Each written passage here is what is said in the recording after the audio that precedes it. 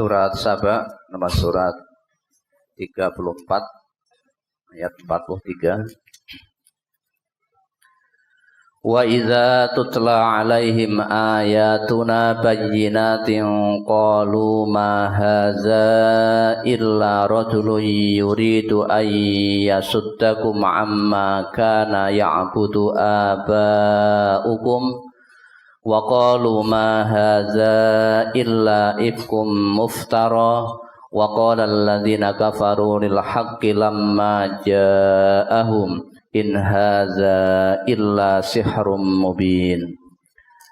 Dan apabila dibacakan kepada ayat-ayat kami yang terang, mereka berkata, orang ini tiada lain hanyalah seorang laki-laki yang ingin menghalangi kamu dari apa yang disembah oleh bapak-bapakmu. Dan mereka berkata, Al-Quran ini tidak lain hanyalah kebohongan yang diada-adakan saja. Dan orang-orang kafir berkata terhadap kebenaran, tatkala kebenaran itu datang kepada mereka, ini tidak lain hanyalah sihir yang nyata. Ya kan? Kalau kamu itu Muhammad, itu orang kena sihir, orang penyair gila.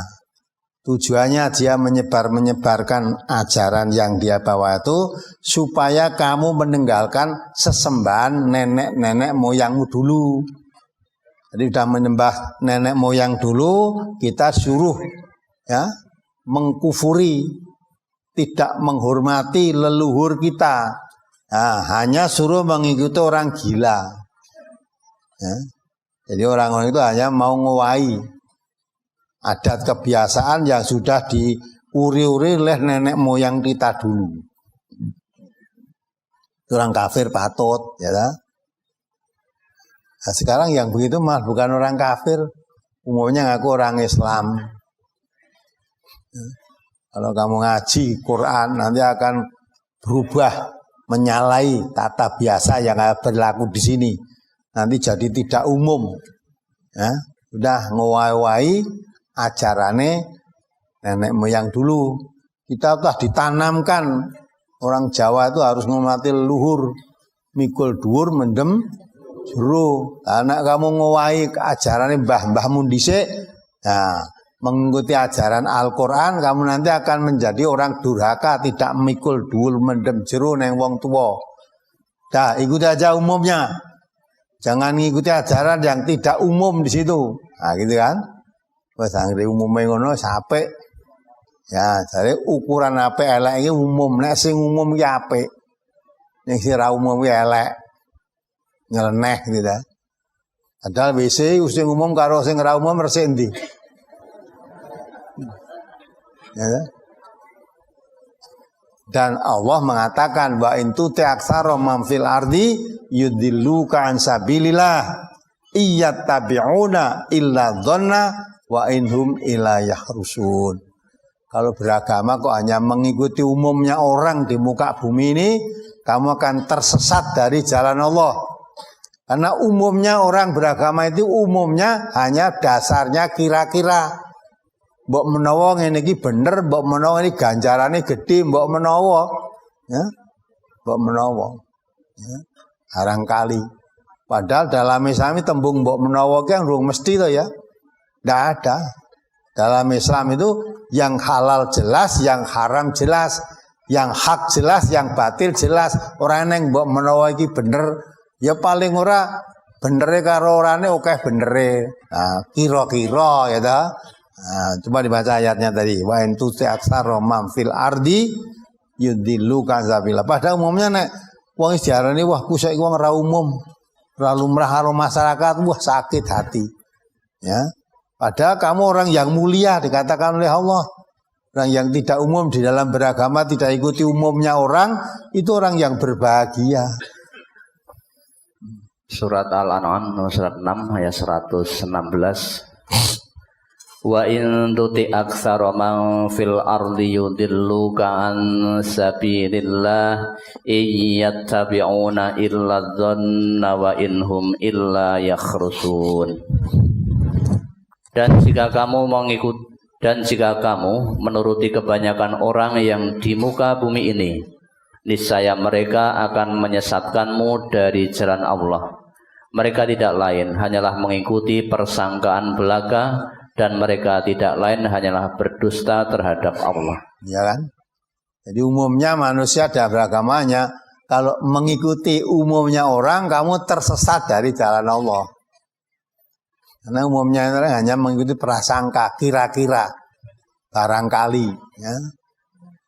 Padahal di dalam Islam itu tidak ada kira-kira. Sesuatu kira-kira kan jelas. Tidak yakin kebenarannya, mung kira-kira ini benar, kira-kira ganjarannya oke, kira-kira tidak pakai agama ini. Ya, pahala yang dikatakan ada pahalanya itu sudah ditentukan. Jangan menurut angan-anganmu yang kosong, jangan menurut angan-angan ahli kitab.